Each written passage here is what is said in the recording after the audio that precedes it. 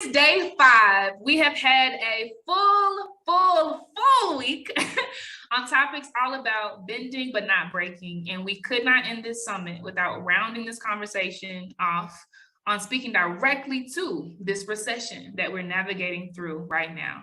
And I've brought the experts in the house today. You have seen each of them individually talking about all things finance and really owning and controlling your financial destiny. But now we're going to actually talk as a collective, right? In a very I will say slow-paced, real, methodical conversation about how every single one of us experiencing this right now can do something, right? About this recession, the next one, 3 more to come, right? So definitely have your pens and notepads out. Definitely drop your feelings in the chat. It matters, right? We will affirm you because it takes a lot of energy to dig into finance, okay? But to start off, I think it's very important that both of these experts really unpack their own experiences and how their journeys navigated them to finance. And so, ladies, I want to kick it over to you to start. Please share how you found yourself in finance and then what you do today in that realm. Racine, we'll start with you. Wow, well, I am Racine, and I've been called the financial money wealth transition magician. Okay. And you know, and I really enjoy finance, and I try to keep it simple because I started out my first career as an accountant working for Harvard of the South here in Atlanta. And I realized I had more month than money. And most people think accountants know everything about money. We know how to count the beans, but we don't know how to make them grow. Okay. And starting my first career out of college, I realized that, hey, nobody really even prepared me, you know, for getting my first, you know, salary. Here I am, the most money I've ever spent, you know, received in my life outside of allowances from parents, you know. And you go to HR, they don't teach you how to fill out withholdings for taxes, and you know, they don't figure out how to explain the 401k plan to you unless you ask.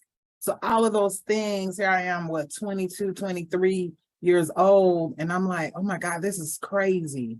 And so I started using up a whole bunch of credit cards. Long story short, I asked my sister, hey, who do you know? And she had basically said, hey, here's somebody you can sit down with. I went to them that same day and they were like, hey, you have a knack for understanding. It didn't take you long, which it doesn't take a PhD to understand some concepts.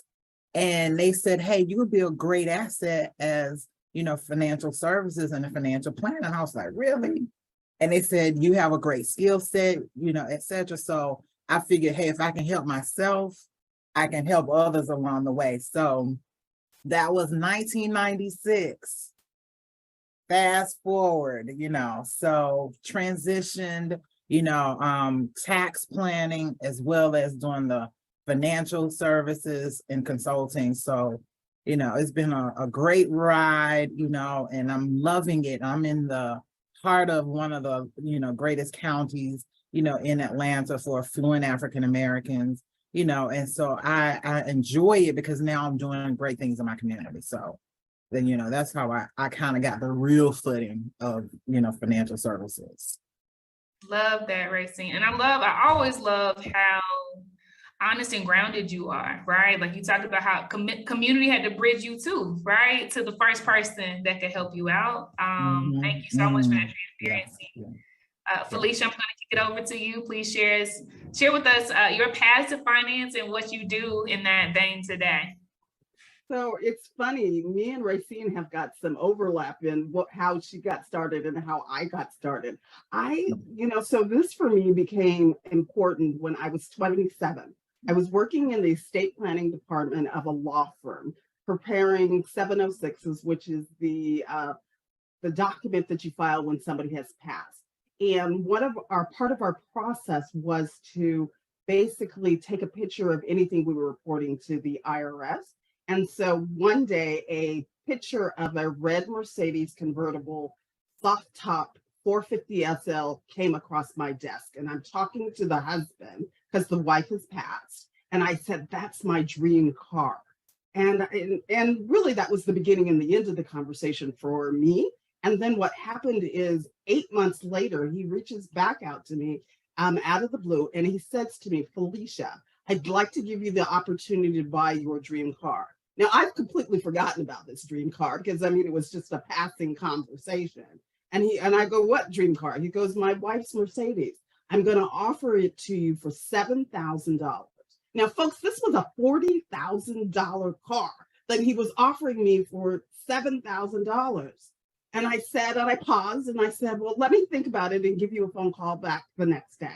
And I have to tell you, Racine and Casey, I was not in a position, and I knew I wasn't in a position to buy that car. I didn't have any savings. I had charged up my credit cards all the way up. And there was nothing I could do about it. So I had to call him the next day and I had to say, look, I can't buy that Mercedes. So there was a pause in the conversation and he says, do you mind if I ask why? And I said, I'm really embarrassed to tell you, but I don't have the resources to do it. I don't have the credit to do it. I don't have the savings to do it. I can't buy this car. I'd actually have to live in the car if I bought the car, and he was just like, and so there was another pause in the conversation. And then what he said to me is, and this is the thing that really made the big difference for me, he said to me is, do you mind if I say something to you? And I said, sure. And he goes, every single day, Felicia, you work with millionaire people like myself. And if you want to get to where I am, you've got to do what we are doing. You've got to save. You got to pay off your credit cards. You got to be positioned for these types of opportunities because you never know when they're going to happen. And so I took that advice to heart. And what it's done for me is I had to slowly get myself out of the hole that I had dug for myself, and that I see that many of the women that I work with have gone through, and turn things around so that I have the opportunity. So now who I am is I'm Felicia Gopal, and I am part of a team that manages over $100 million in assets. I am a podcast host. I've written 2 Amazon best-selling books. I used to be the financial advisor for the city of Philadelphia, which has $500 million in assets and 25,000 employees. And really the thing that I say, and the thing that really lights me up, is I say that I'm a catalyst for women, families, and small business owners to help them get peace of mind so that they can go out and live the life of their dreams. Yeah, wow, that's amazing. Amazing. That is truly amazing. Amazing. Go, Felicia. Well, the thing that's cool about this topic is, as you said, Casey, it's not one that you see a lot of us. So it's not unusual for Racine and I to be the only ones in the room, or one of a couple of us in the room. Right. So I love the fact that you put together this panel and we can talk about the stuff that lights us up. Yes. Yeah. And I love how for both of your intros, I'm sure everybody can see a piece of themselves in your stories, right? Like those times where we learn that when you stay ready, you don't have to get ready, right? Those times where we thank God somebody minded our business and, crossed the line to tell us about ourselves. So thank you both for your transparency. I thoroughly enjoyed that. That actually gathered me quite a bit, just listening to how you got to where you are. And I just want to dive straight in because there's so much to unpack, right, as it relates to finance. And you ladies have immense knowledge. And I want to start with, talking about how important it is to not put all of our eggs in one basket, right? Because once you hit a recession, right, and you're trying to pull on resources, you're trying to figure out what to do. If everything you have is in one particular vein and that vein is being destroyed, then what, right? So I want to start with you, Felicia. How do we go about making sure that our financial portfolios are recession-proof in the first place? Well, I want to talk about a concept called diversification, which is the idea that you don't have all of your eggs in one basket. So, but first, let me define what diversification is. Diversification is really a strategy to minimize the overall risk that you have in your portfolio by mixing different assets in your portfolio, thereby reducing the overall exposure to a single asset. So that's kind of the textbook definition. But what I would say to you is, in general, what happens with a lot of people when I sit down, and probably when Racine sits down with them, is they've got lots of different stocks. And so maybe they've got 50 stocks, maybe they've got 100 stocks, maybe they got 500 stocks. It doesn't matter how many stocks they own, and they think that that is diversification. But the thing that I have found is they may have all the stocks that represent the same portion of the market. So if the market and that particular category is going up or down, so when it's rising, they're all excited about it. But when it's following, that, you know, they're getting all stressed about that. So that's one thing that you want to do. So you want to definitely own the entire market. So it's broader than just owning an index. You really want to own the entire market. And what I mean by that is you want to own everything that is represented in the market. So the US economy, or the US market, is over 24,000 different stocks. And it would be challenging for a lot of people to buy 24,000 different stocks and be able to represent the US market. So what you would have to do is buy a structured fund that has all of those things in it. So that's one element that you want to have in a proper diversification. The other element you want to have in terms of diversification is you want to have different asset classes in your portfolio. So what that means is you have different segments of the market that would be an asset class, like small caps, value, all that sort of stuff. And there's 21 different asset classes that you would want to have in your portfolio for proper diversification. And you want to make sure that they are dissimilar. So when one goes up, the other one goes down. And if you have those two elements, that's the start of proper diversification. You also want to be globally diversified, not having all of your eggs in the US market, because there's a lot of economies outside of the United States market. So those are some of the elements that I talk about in terms of diversification. And when you are putting together a portfolio that's recession proof, you've got to include all of those sorts of things in your portfolios. So good. Thank you so much, Felicia. And for those who don't, or for the first time hearing this financial lingo, do not be intimidated. Do not be intimidated. Write it down, Google it, right? But what Felicia's talking about is practical to you and I. When Walmart, some of y'all already know what I'm about to say, when it's recessionary time, Walmart stock price goes up because all of a sudden everybody's on a budget, baby, right? And then, maybe your mid-luxury goods, the people who sometimes have it, but sometimes don't, those go down, right? This impacts all of us. So the names you shop with today are the very stocks that you can buy, right? And think about those swings. Racine, do you have anything else you'd like to add about kind of making sure that your portfolio is recession proof? Yeah, Felicia hit the nail on the head. And, I always make sure when I'm talking to my clients, especially for those who've never invested before, and I teach them a couple of rules, but one of the things I always have them to make sure they have 3 separate accounts anyway. First, they should have their emergency fund. Typically, if it's a year or less of needs, 6 to 8 months of their salary. I also have the second account. I call it lifestyle fund. Okay. This is your fund. It's still, short term, maybe less than 3 years. That's, going on trips, fixing the car, buying your car, weddings. Those are, that lifestyle fund. And then you have your wealth building funds as your third core, because that's the long term. That's your retirement. That's the education funding for the kids. So I really make sure that, hey, as a basis to have those 3 accounts set up, specifically. Because at least it'll provide a buffer, regardless of whether it's a recession or whether it's a booming, time of, the market. So at least they'll get to have an opportunity to, participate in all those areas at the same time. So, right along with what Felicia was saying. Exactly. So do you mind if I add something to this, Casey? Sure.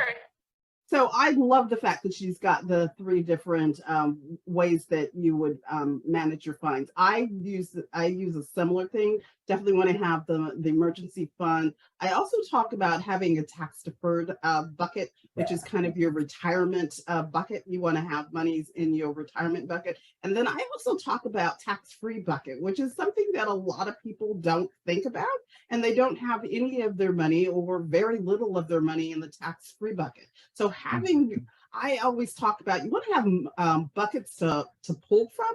You want to have pockets to pull from. So if the market is down, you don't want to have to only be able to go into the one bucket that is going to charge you lots of taxes, penalties, any of those sorts of things. You want to have some other pockets to pull from. And so what Racine had to say is exactly in alignment with what I would say. We would just have different ways of saying the same thing. You're my backup, sis. Absolutely. Absolutely. We're backing each other up. Good deal. And that's good. And that's important, right? Because I wanna say too, because we have a mixed bag in the room right now, right? Some folks work for corporates, right? Where they actually have a 401k. And so this retirement thought process is kind of outline for you, right? Whereas some of us who are fully on the entrepreneurial side, you have to figure it out. Is it Roth IRA, right? Is it some of these, whole life insurance policies, right? So make sure, I love the diversification of even the way we articulate this. Make sure that whatever this means for you, right? And what you are privy to, or what your network even might be privy to, that you translate this into what's meaningful for you, right? And whatever the lowest hanging fruit is, start somewhere. Thank you both for articulating those. And I would say too, as entrepreneurs, right? Because especially if you are waiting until one time per year to pay your taxes instead of quarterly, right? It does not hurt, baby. It does not hurt to have an account, right, with your financial institutions where you're fluidly just sweeping in what might be 21%. You could do 30% of your revenue, so that by the time tax times come, you're not pulling from your emergency fund or your retirement fund, right? Or your lifestyle fund. You actually have some cash earmarked, and if it's more than enough, beautiful, right? But you can slice this any type of way. And that brings me to my next question, Racine and Felicia. We kind of alluded to the fact that recessions do come, right? And they will happen episodically. It's not that people do anything wrong. It's almost, human nature and nature, resetting itself. So what are the specific things that we should know to do to kind of prepare ourselves for recessions? And just in case people are kind of fuzzy on what a recession is, because that's fine, sis, that's why we're here, right? If you think about the 2008 crisis, right? 2008, and all of a sudden we see something called the mortgage crisis happening, right? That was a time where you saw people getting laid off from jobs, right? Which was a result of businesses having less money, right, to cover their expenses, which was a result of people having less dollars to spend with businesses, right? Like, these are the times where you just see this overstated occurrence of cash being strapped for a whole lot of people, right? And so the market, our human behavior, we change, we react differently.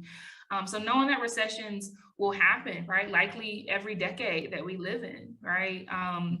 What are some of the things, even if it's kind of taking what you've already stated a step further, but as we see the writings on the wall, which all of us should see today, right?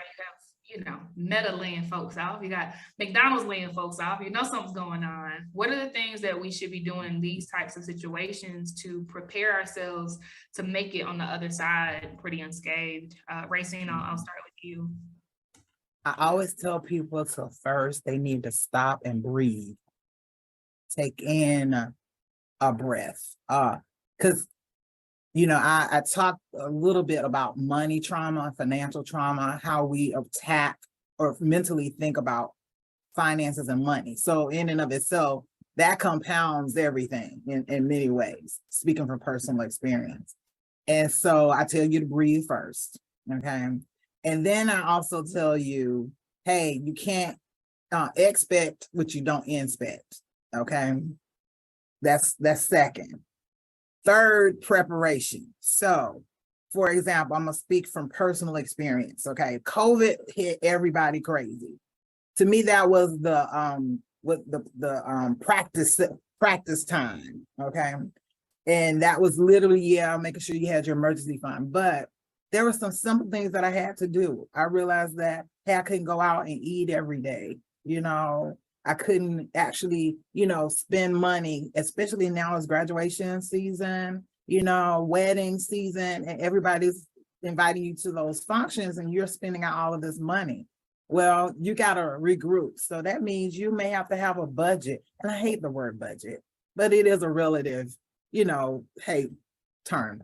So it just says I just need to reset exactly and make sure that I don't overstate my income and give it away. That's what a budget really is to me. And so I make sure that, hey, I put aside, hey, I'm only going to spend $30, $40, $50 a month for gifts. Okay. And I put that aside, literally. I know that I'll have, a set amount that I want to spend. Now, I'm a foodie, so I love going out to eat. Okay. And so that doesn't mean I'm telling you can't go out and eat. It just means that, hey, you got to be strategic. You can't go every week. It makes sense. And so and most important, I know these are substantive things.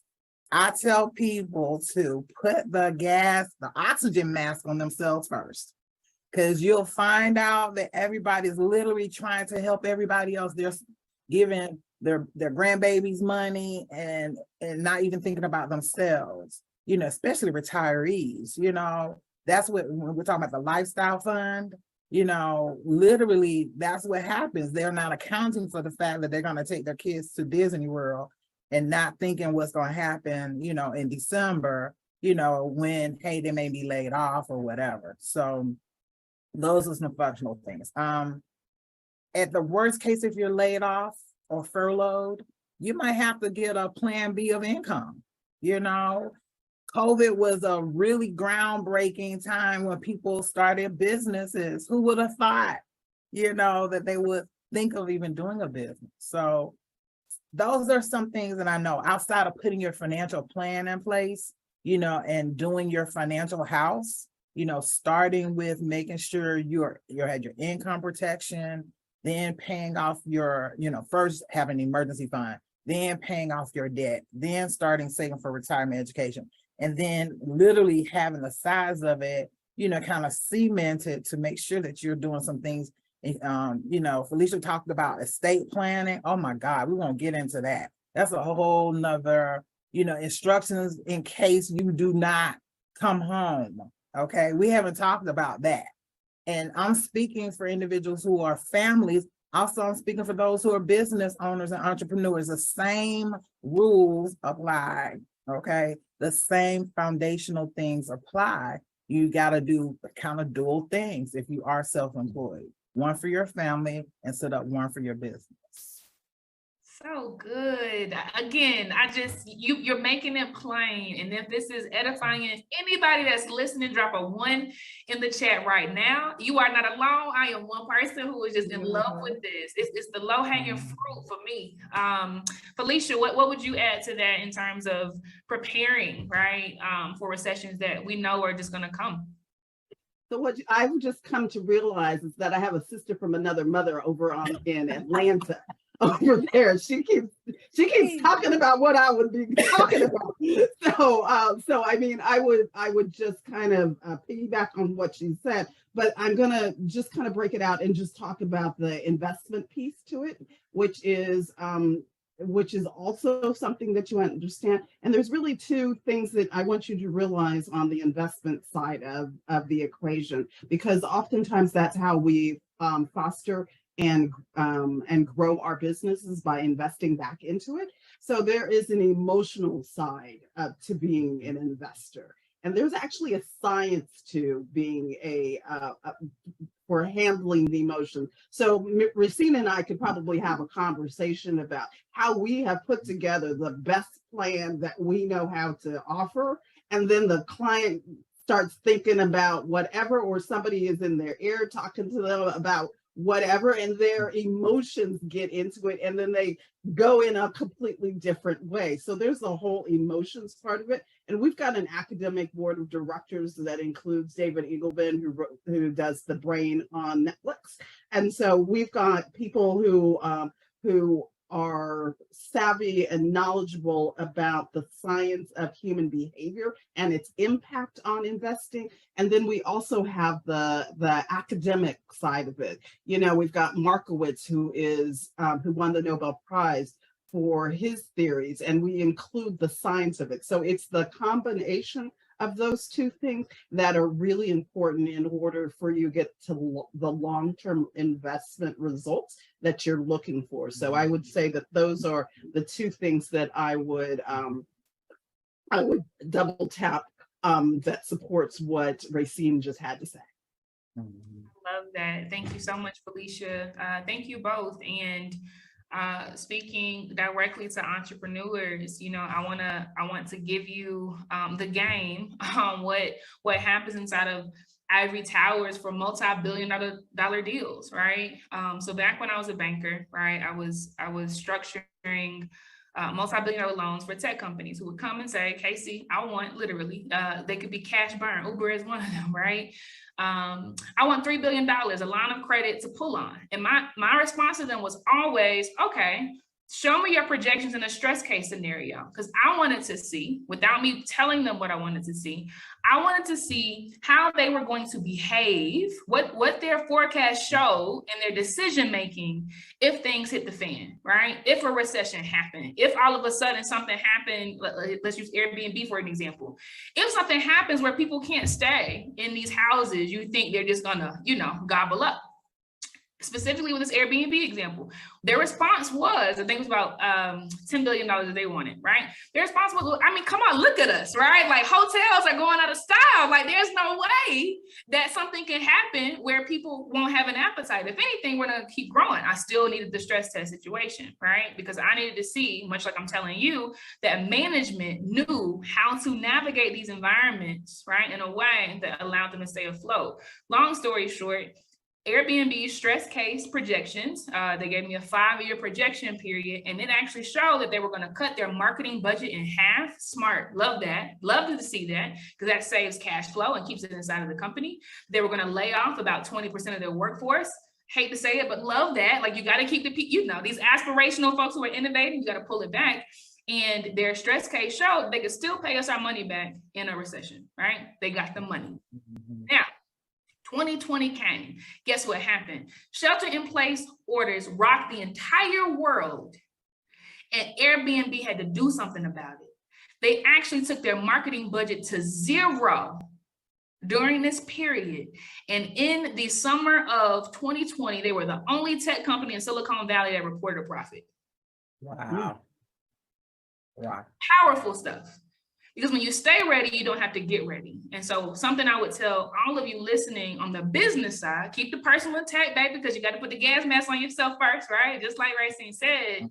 But on the business side, think today about the levers you can pull, founder, the levers you can pull, CEO, to keep your company afloat. Because there are things in your business that you're paying for today that you could probably use an AI tool if you had to. Write that down so you know, so you're not panicking, right? Because emotions can actually be calmed when you actually are just going by the playbook. If you know you can let certain people go, if you know you can take your marketing budget down, if you know that you can go in the garage and let go of the office space you've been renting for a year, right?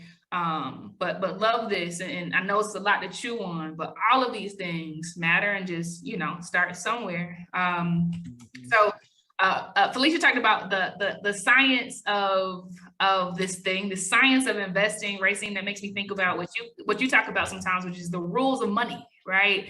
Can you unpack for us what those are? What are the rules of money? Gotcha. I recently did a workshop for some women. They were millennials, and so millennials, you know, great income earners, you know, and their dynamics are different from what their parents are, etc. So I always just, again, keeping it simple and straight, you know, so it can be chewed, okay? And so I talked to them about the dime piece theory, okay? You know, and some of them aren't having families just yet, but I talk about, as a foundation, make sure you have income protection or life insurance in place. And I calculate how much they should have using the DIME theory, and DIME is the acronym: debt payoff, income protection, M for mortgage, E for education for kids, if you have them. And so I calculate for that. I also teach them, which I know, Felicia understands and she knows, and she teaches her clients the rule of 72. Albert Einstein wasn't crazy. He came up with the banking rule and the theory of, hey, determining how much your interest rate should be divided into 72 will tell you how quickly your money will double. That's really helpful. So when you're planning your retirement number, whatever that number is that you need to have set aside for retirement, we calculate that between us as financial planners for our clients, because you just can't just throw a dart and figure, hey, I'm going to retire at 60 and I think I'm gonna need this amount. It's not I think, we gotta calculate it. So we actually calculate that number for you based on your lifestyle, based on your income now, and we factor inflation into it of what that 30,000 to today's dollars would be by the time you're 60. And sometimes it's about $70,000 a year or $100,000. Just remember, a bag of potato chips, when we were 10 years old was what, probably 75 cents. And what is it now? Probably $1.50. Oh, crazy. Gas, we won't talk about gas. That's a great example. Okay. No. I live in California. You don't want to talk about gas. Okay. So all of those things. And so when I talk about, everybody hates the budget word, but I just have a lot, a principle of, 70-30. 30% of your income and what you bring home, 10% is for charity and tithing, or give of your time. Okay, if you can't give the money. 10% is for putting away for investing and saving.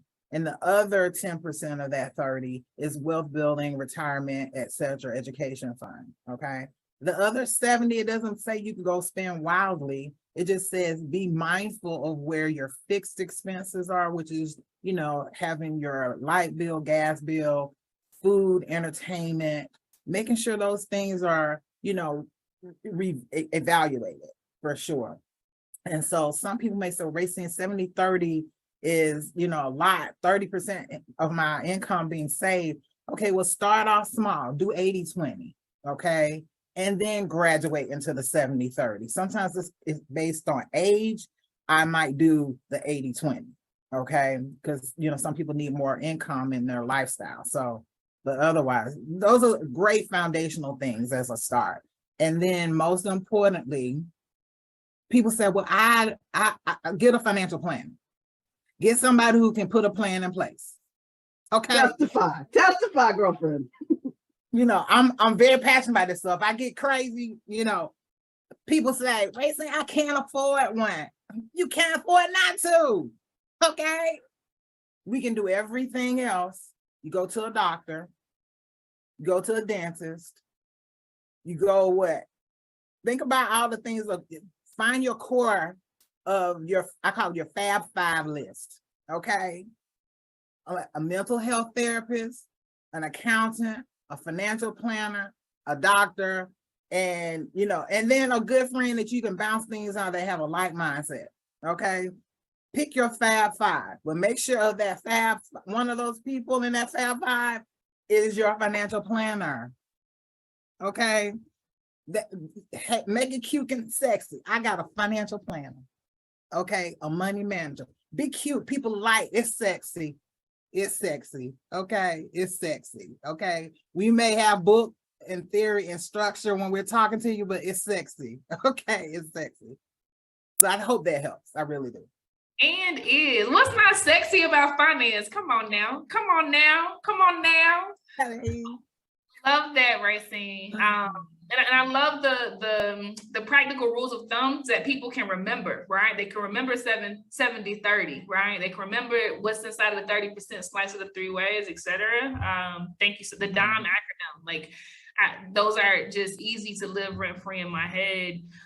Felicia, are there any rules of thumb that you give your clients that we haven't touched on yet? Well, I would say again, you know, Racine just kind of sparked stuff in me. And one of the things that I remember about myself when I was getting started, and I've had those conversations with clients where they're talking about, I can't do whatever. I tell people that when I first got started saving, I started with $5 a month.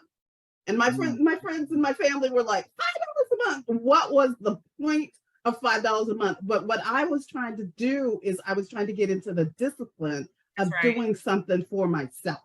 And what I could afford was $5 a month. So when you sit down with a person like my Racine and I, we're not trying, we have a goal of where we're trying to get you to, but we will take you wherever you are. And so I think that that's an important thing. And then so that was one of the things that just kind of came to mind when Racine was talking. I love her rules of thumb. I think that, again, going back to investing in general, there's 3 rules of thumb that I would have you consider and add to what Racine had to say, which is do not track record invest, which is looking at the track record of what somebody has done in the past and following that, because the reality is the statistics will tell you that there is, and you see it on the disclosures that they put on all of the investments, is what happened in the past is no guarantee of what's going to happen in the future. So do not track record invest.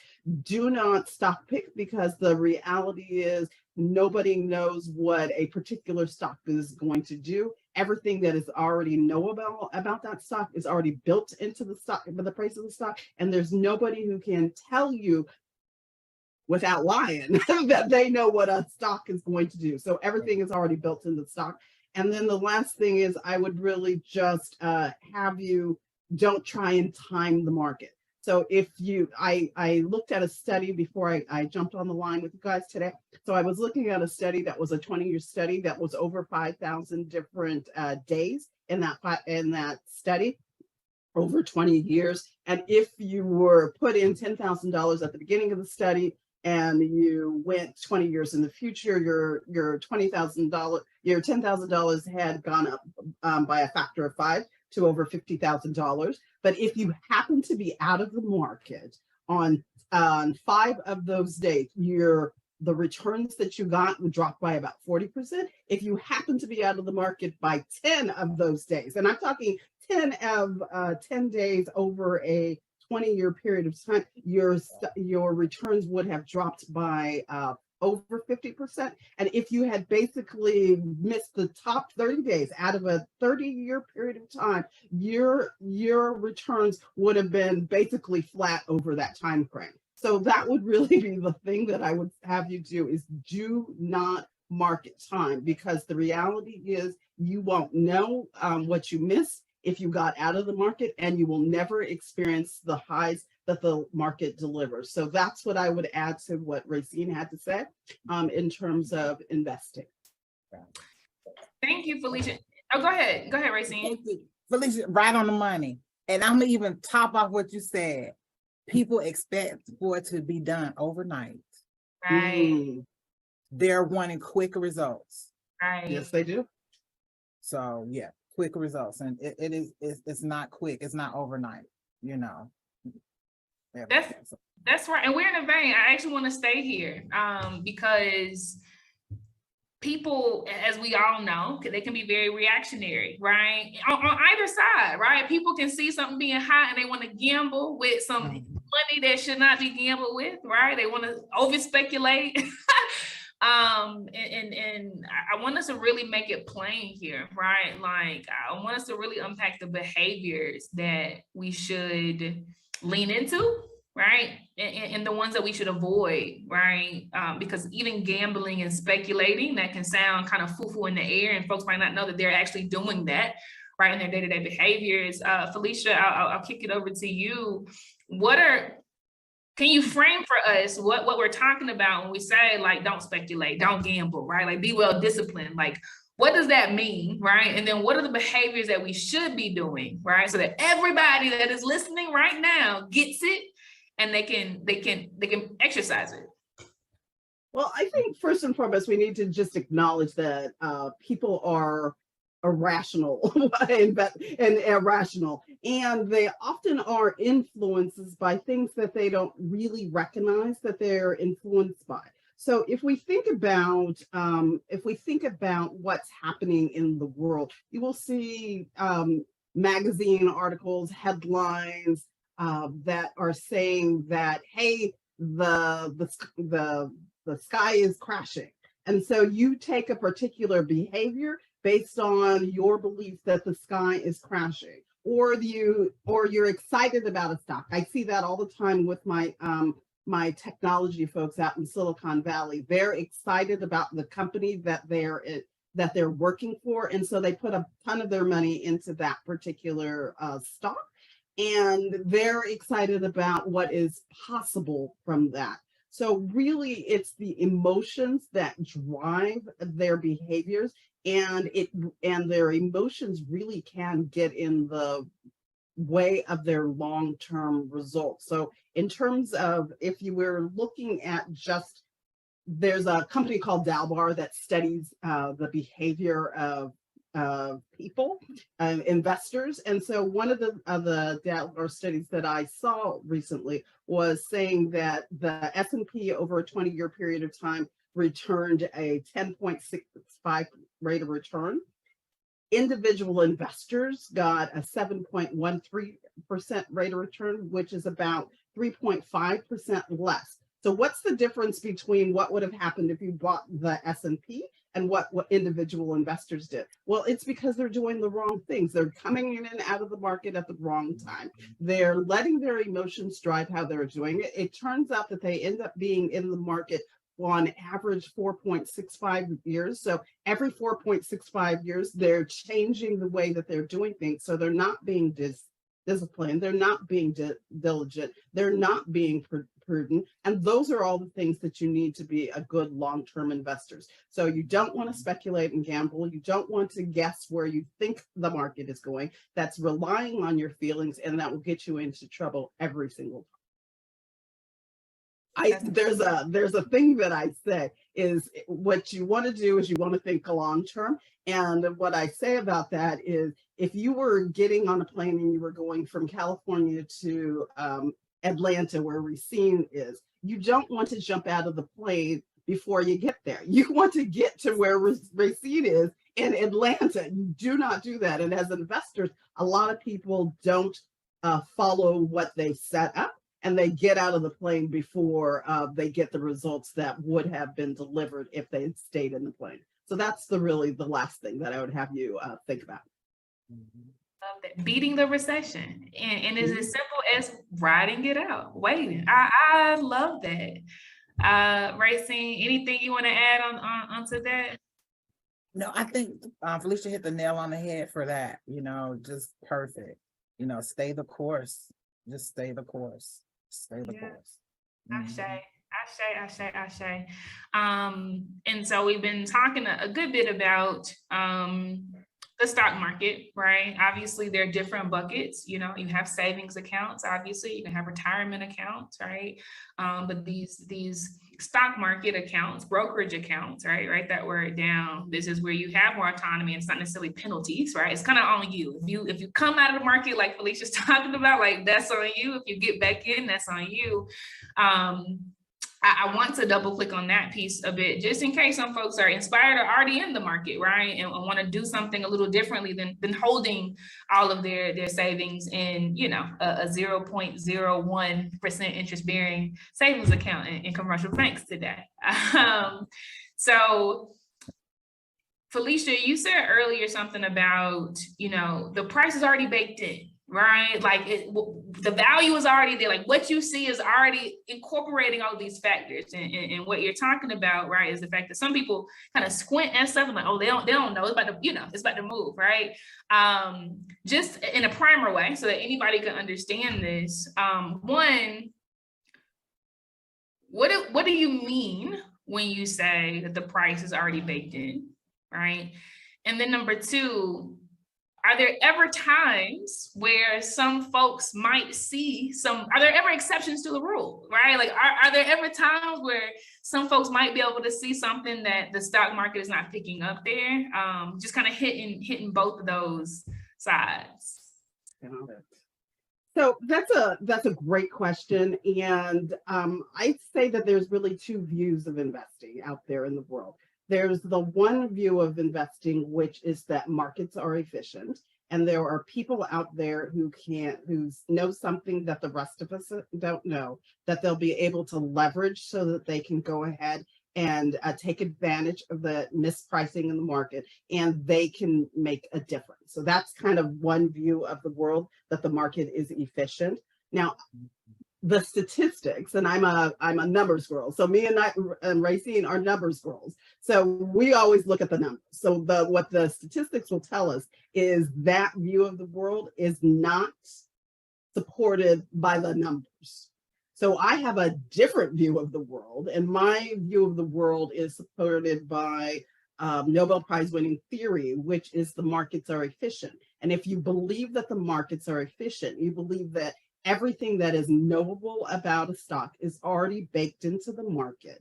And the only thing that will change that is something that is unknowable. So I'm from California. So PG&E was a very solid stock. And then they had these fires, and they got in trouble for starting the fires. And so that took the value of the PG&E stock from up here to down here. And a lot of people lost their wealth.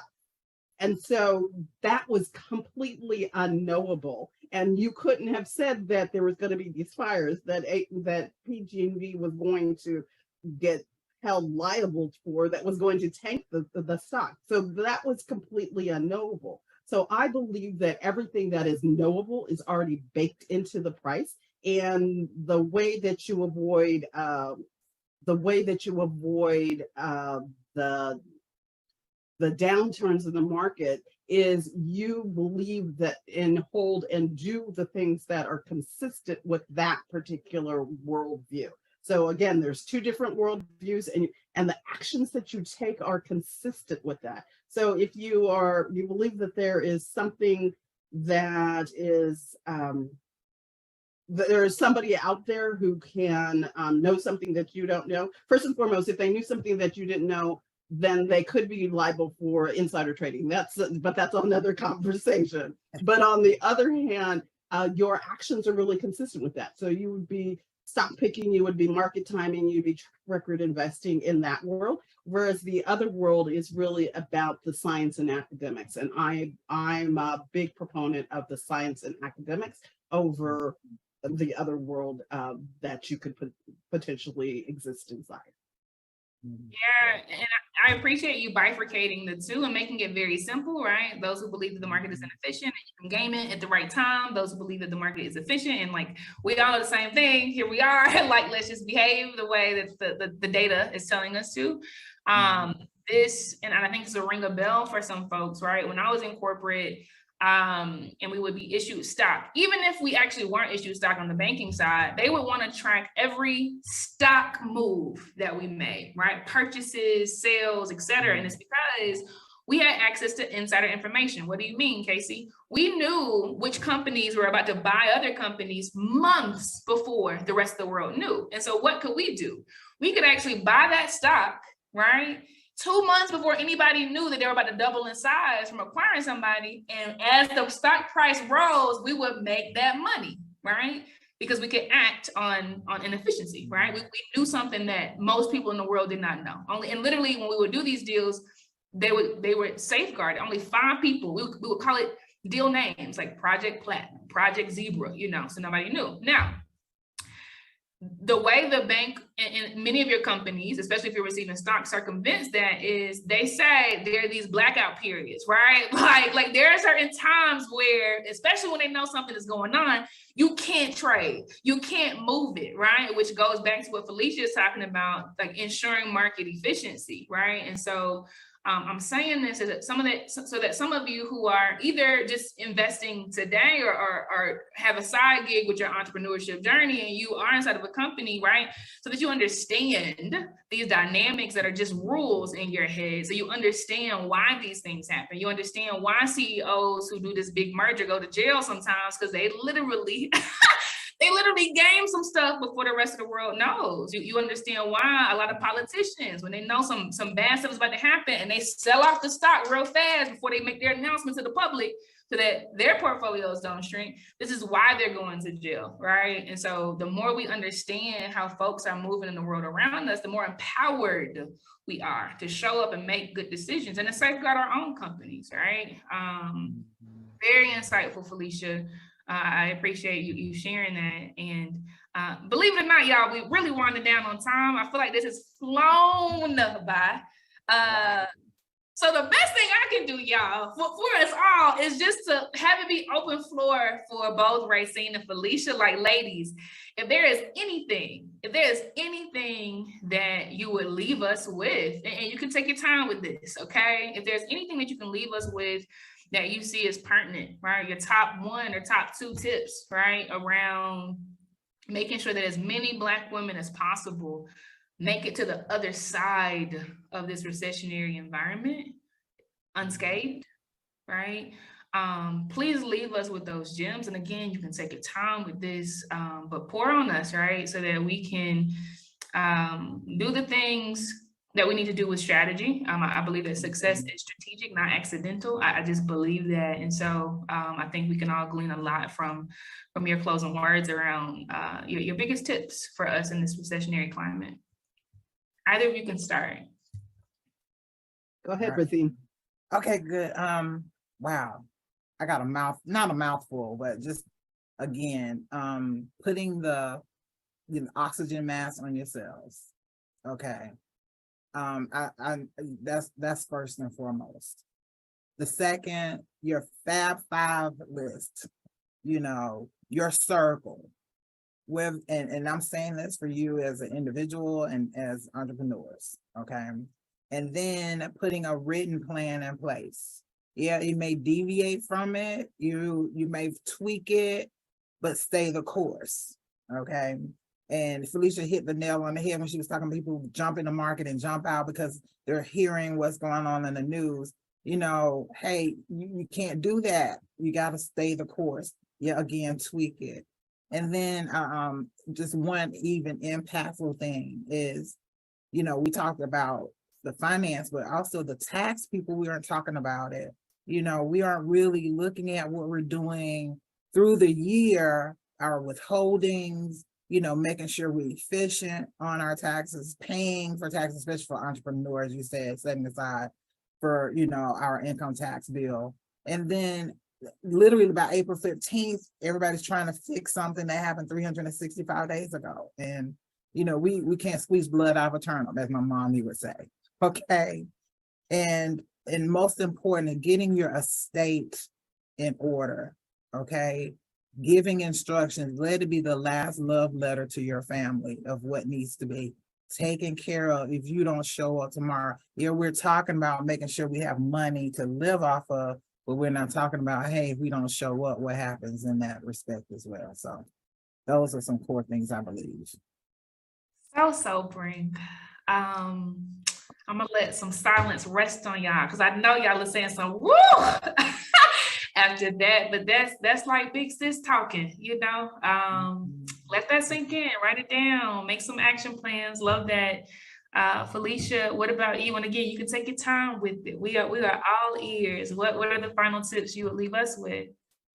Well, I'm gonna add to what Racine said, and I would say that really the thing that will make the biggest difference for you is to stay disciplined and to work with a coach. So Racine talked about having the Fab Five and one of them being a financial advisor. I want to double click on that because what a financial advisor who is a coach can do for you is they can keep you in the game so that you long enough to win.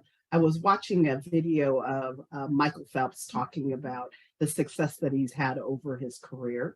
And he talks about the fact that he would have never been able to do what he's been able to do without a coach. Because the coach will take you from where you are to where you want to go. They're going to see he talked about the fact that his coach saw every stroke he ever made in the pool and could make the appropriate adjustments and could tell him the appropriate adjustments that he needed to do in order to get to the level of success that you have. So definitely what I would have you consider and be my final takeaway is get a coach on your team that has a worldview that's in alignment with your worldview and can take you from where you are to where you want to be. And that's the benefit of working with a person like Racine or I, and because we will see what you don't see, and we will make tweaks along the way that will get you to the goal that you want. So the thing that I think is important is the people who are coming to this conference and listening to what we have to say are up to something. They have a purpose. They have something that they decided to bet on themselves, and they want to get the results that come from betting for themselves. So work with somebody. This is not one of the, I tell the story about my daughter who when she was 2, used to say, I do it myself. This is not one of those things that you want to do yourself. This is something you want to do in partnership with other people. So get your 5-5, include somebody like Racine and I on your team, and get the coaching that you need to get to the result that you want, because you guys are up to big things and we can't wait to see it. So good. Safe spaces over everything. It should feel like home, just like this. And we have 2 women that have poured into us, and they have made it feel like home, which is miraculous for people in our shoes, man, right? We remember how on the first of the month it was tight in the house. We didn't understand why. They didn't talk to us about money, but we knew it was tight, right? This is how we would heal our relationships with money, right? And so Racine and Felicia, I want you to tell us all of the ways in which we can go ahead and get on your calendar and on your newsletter and up in your face. Because we need it. We need it. Racine, what are the handles, websites, etc. that everyone should know about to find you? All right.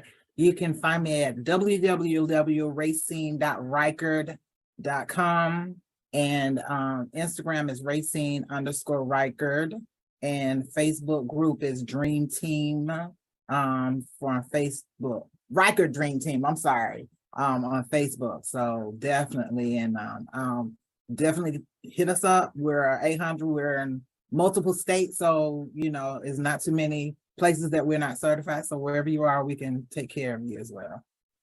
Amazing. Over to you, Felicia. Where can we find you?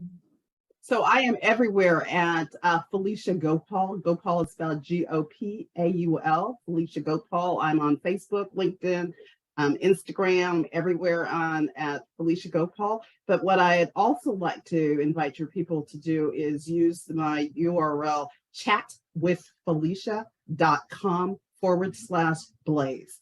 And I have got, and I'm willing and open to talking with anybody who reaches out to me through that medium. Beautiful, beautiful, beautiful. I'm going to give y'all a chance to go ahead and hit the emojis, hit the, I see it. I see them floating. Okay. Hit the hearts, hit the claps, hit the confetti. Ladies, I have to give you your flowers. People talk about Warren Buffett, but all I see is you. They talk about Donald Trump, but I'm getting teary. All I see is you. You have brilliantly and lovingly navigated us through some of the most difficult conversations of our lifetime. We're disenfranchised. They've made sure that not many of us understand how to articulate these words. And here you are pouring into us so generously. And I thank you for that. I've given y'all some time to give y'all love in the chat and emojis on the screen too. I honor you both, and I wish you so much success in the journey ahead. We stand on your shoulders today, for sure. So thank you so much. Enjoyed it. Thank you. Thank you. So much fun. All right, and y'all. Racine, say hi to Mom. Okay, I will. It's sisters. Love that. So All right, good, so y'all. good. Enjoy the rest of this day. We're at day 5. It is almost over. It is almost over. And right now we are kicking it straight to the Blaze Business Awards, where 10 business owners across 10 different categories are going to be knighted with the best in business for 2023. Y'all show up and definitely keep the energy high. Love and light. Bye-bye. All right, y'all. That's it. That is all of the learning for the Blaze Virtual Summit Summer 2023. History once again was made because it ain't never ever felt like this, and it feels so good. I could not have fathomed a better ending. I could not have fathomed a better ending. Learning is over. Okay, this is officially done, and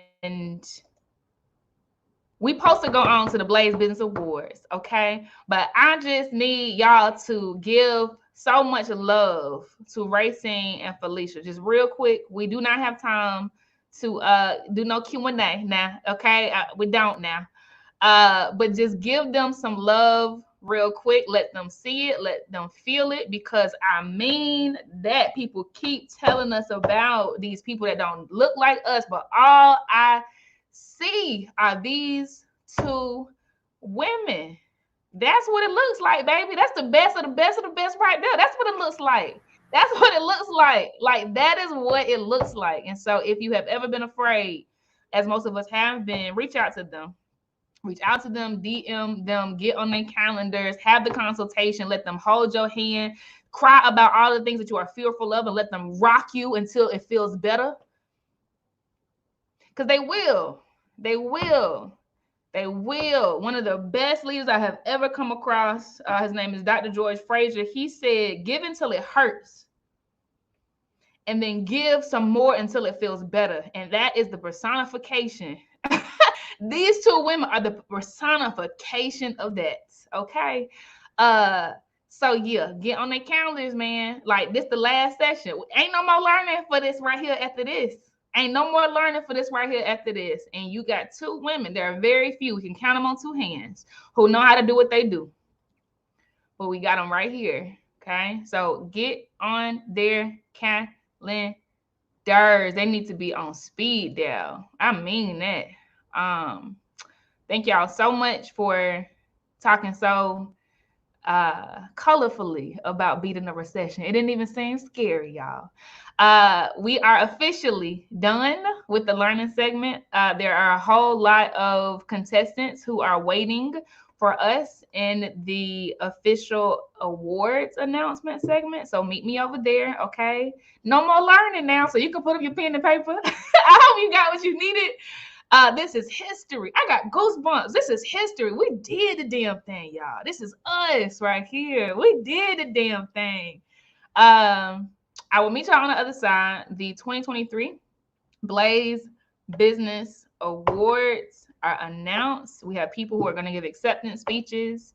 We'll tell you more about that on the other side. And right after that, I am doing the closing speech that is called Bend But Don't Break. And it's over. Okay, so get your mind right.